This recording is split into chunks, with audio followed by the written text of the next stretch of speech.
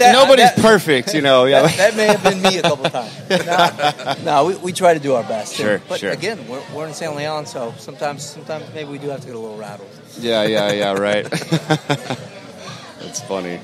Go ahead. Last time we were here, you were talking about how, correct me if I'm wrong, but I believe you took over the old music venue down the street and turned it into like a bed and breakfast or something like that. Was that right? Or? The Pier 6 Bungalows, 18th Street Fish and Pier. Yeah. So it had sold to a real estate guy who does, real estate investments, and he started transforming it into, what was going to be townhouses, and then I started having a vision for it, and we stepped in and acquired the property and kind of we call them the Pier 6 Bungalows. Nice. So it's 4 units, 3 2-bedroom and 1 single bedroom, and it basically offers that space where if you want to come hang out, party all day, and you don't feel like driving back to wherever you came from, we've got you covered. And it's coastal chic, decorated inside. Everything's brand new.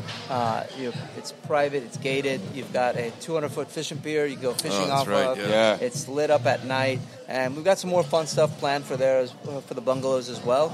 But it's a great addition to Pier 6. Yeah, like you said, nice. People can literally come and stay the whole weekend, and they can eat here, 2 or 3 times, so they can try everything on the menu. Yeah, and it's not just they come and they stay, and we have a few different restaurants. You've got Raylene's Rum Distillery right on the road. Right. We've had her on the show. Yeah, she's great. You've got Gil Hooley's the dive bar. Everyone likes to go grab a cocktail there. It's nostalgic. You go down to Topwater, another great restaurant in the area. So there's a lot to offer in the community of San Leon. When you think of how small it is, it's a lot of people come down here for the food, which is great. And not just that, there's a lot of boating, a lot of recreational guys take people guide fishing. So it's like I said, big boating, big fishing town, and it's good to see the restaurants all doing well in the community, and people coming down here specifically for that seafood. Because San Leon is known; it's historic for seafood trade. So I'm glad we're able to. It's the freshest seafood. Literally, the oysters and some of the fish are all the oysters, but the fish are coming through here, going into town. So this is you get the first dibs, freshest stuff, and then it makes it into town. So it's the freshest seafood. Tied to table. That's it. Yeah, that's it. Yeah, I love that. That's the mentality we want to push. We really want people to understand where the food is coming from when they dine here. It's a lot of times you go to a place, you don't really think about it. For us, we really want to drive that. We want you to ask questions. We want you to ask about the fish, the crab, the shrimp. Poke holes, ask questions. We'll always have the answers. Nice. Sure. Yeah, because you definitely know where it all comes from, right? Because some of it comes from yourself. Yeah. Yeah. Are you open to just your expertise? Literally, we talk about everything on the water, and fishing, everything, and y'all's tie to oysters is just so big. You're so involved in the community and lobbying and that community. Tell us a little bit about kind of what's going on right now and some of the struggles that some of the oystermen and you guys are kind of facing, that people don't realize how hard it is to bring some of this food to the table. You know what I mean? So yeah. Yeah, so oystering right now is the toughest time. Yeah. In my history, in my family's history in the business. Yeah. Oh wow. You were facing the biggest shortage of oysters that, like I said, as far as I've known, and it's the state of Texas has shut down all harvesting on public beds this season. We got 2 months out of the 6-month season, and you've got 1,500 families that directly depend on this fishery. They work 6 months out of the year oystering. They have a boat. They maintain that boat year-round for those 6 months to harvest oysters. And to have 4 months out of the season cut short is devastating to them. Yeah, it's only 2 months out of the year. 2/3 of the season, It's crushing them. And I know people, fishermen, that I've grown up with as a kid, that I've seen them buy their kids' vehicles, put their kids through college, to pay for their mortgage, to finance their family's next generation. Right. Through this hard work. And the biggest misconception is that it's a free for all when the state opens it to oyster harvesting. We just take what we want and we don't care about the bait. It's the biggest misconception. Right. We have the most strict oyster harvesting laws in the nation. The strict. You can get 3 citations and you have a Class B felony. Oh, wow. And oystering. Yeah, educate people. They don't know. I mean, And we have a limit. You have a 30 sack limit. When I was in high school, 2004, the limit was around 150, and then it reduced down to 90. Now we're at 30. There are measures that are getting taken by the management to ensure that we're harvesting sustainably. And that's the goal. We want this fishery. No one wants this fishery to go away. Right, we depend on this fishery year in, year out. And we want to be involved in the conversation. And what we're hearing now is they want to make 3 bays, Carlos Bay, Aries Bay, Mesquite Bay, in South Texas, sanctuary bays. Okay. When they make a sanctuary bay, they call it a sanctuary bay, but that means it's only sanctuary to oystermen, that we can't touch it. Right. But anybody else can go out there. They can fish on it. They can drive their boat on it. They can anchor on it. For us oystermen, if you're going to call something a sanctuary bay, that means no commercial harvesting, no recreational harvesting, no dredging, no anchoring, none of the above. And we feel that's fair. But for right now, what we're facing, we need everybody. We need Texans. If you enjoy eating Texas oysters, if you enjoy eating fresh seafood that is locally sourced, you need a voice your opinion to the Texas Department of Wildlife and Fisheries, because this fishery is under threat. Oystermen are getting targeted. People's livelihoods are at stake. Yeah, no, definitely. I wanted you to get that message out there because I read that article earlier, so I wanted you to touch base on that. You know, yeah, absolutely.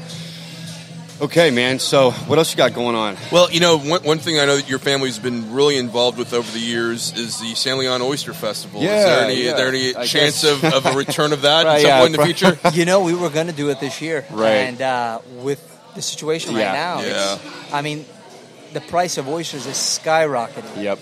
I mean, it is insane. It's nearly double than what it was the past 2 seasons. Wow. And sourcing is the big issue. So we're trying to maybe do something in the fall. We haven't canceled it completely yet. And it's my mother's deal. She kind of puts that on. She's going to make the call, but hopefully we can do something in the fall. Yeah, that'd be great. Yeah. And if not, I'm sure that by next year, it'll come back strong and it'll be the right time. Yeah. So yeah.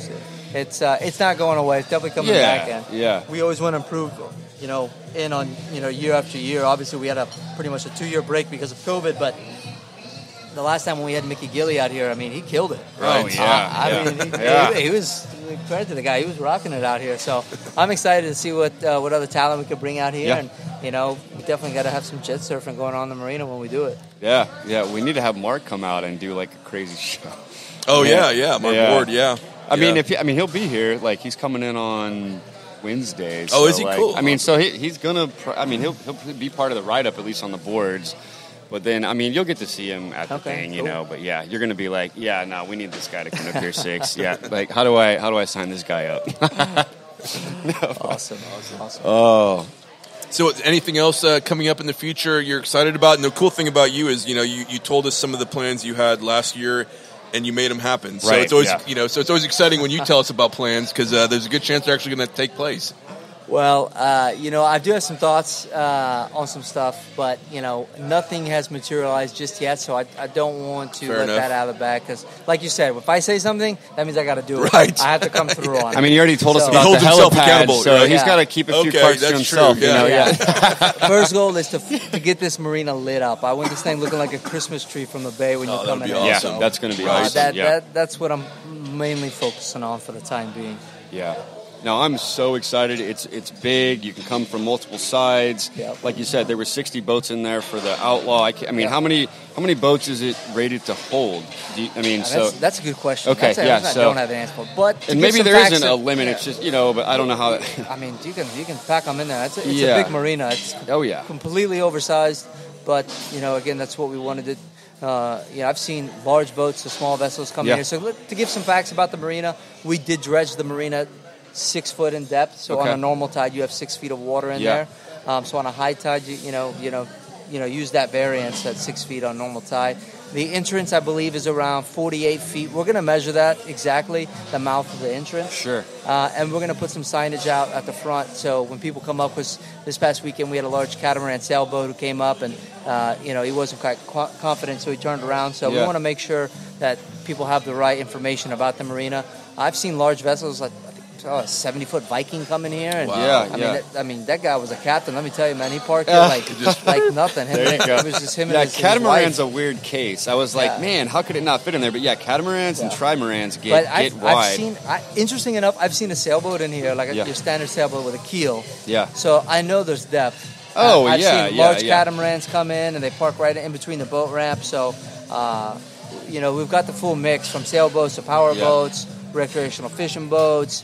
Unless you've got a 100-foot yacht, you're good to go. Then at that point, you just anchor at Redfish and you tinder in. Exactly. You can still come, but you just take gotta the dinghy. have the dinghy boat. Exactly. You got to ride it on the jet surf boards. We have literally, not me, but jet surf boards have been sold, obviously, to tons of yachts for out in Miami and Fort Lauderdale. They take people out on the yachts. I forget what it's called, but yeah, basically just for rich people as dinghies. Yeah, they literally it's a perfect just toy have for a them on the yacht. board and then they'll ride them into town and ride back to their boat instead of taking the dinghies. So, I remember a few years back when because I go to Montenegro a lot. Okay, and they built these massive super yacht marinas. Yes. And they have all the toys there. I mean, I've seen people you just see them out jet surfing, the sea bobs. The doors come down from the side of the boat, and it's just full of toys. Yeah, I saw the boat this summer. I think it was like over 500 foot. It's like a building in the water. Yeah, wow. Yeah. It's funny enough because there was a joke with the Marina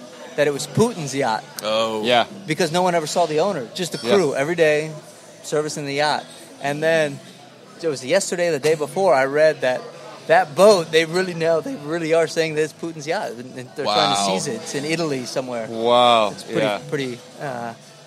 pretty amazing. That is amazing. I know Italy did seize a couple yachts, I think, already, I was in Cozumel one time, and it wasn't Putin's, but it was one of his very close oligarchs, top 5, crazy, rich billionaire. And he had when they first did the big sailing one that has the Black Pearl. I don't know. It's like massive. It's called the Black Pearl. Yeah. I saw it this summer. That was in Cozumel, in 2015, and they were all like, that boat's ridiculous. It's like, $200 million. Yeah, it was just a $200 million sailboat. Yeah, holy crap. I saw it this past summer. We sailed by it on boat. It's amazing. It's beautiful. It's ridiculous. Looking. And what's crazy is that boat's always on the move. It literally sails around constantly, from what I've heard. And what happens is whoever owns it, they just constantly fly people in to be like, hey, my boat's over here. Go get on my boat for a week. And he just lets people stay on it in different parts of the world. All his friends and family and whatever business associates, they just get to chill on it. They said the owner's never even on it. It's funny. Yeah, wow. That's a different lifestyle. Yeah, the crew, there's 25, 30 crew. It takes so much a day just to operate it, so much fuel in just a day. It's nuts. Yeah, that's crazy money. That's crazy money. With gas prices right now, that's not working out too great. Man.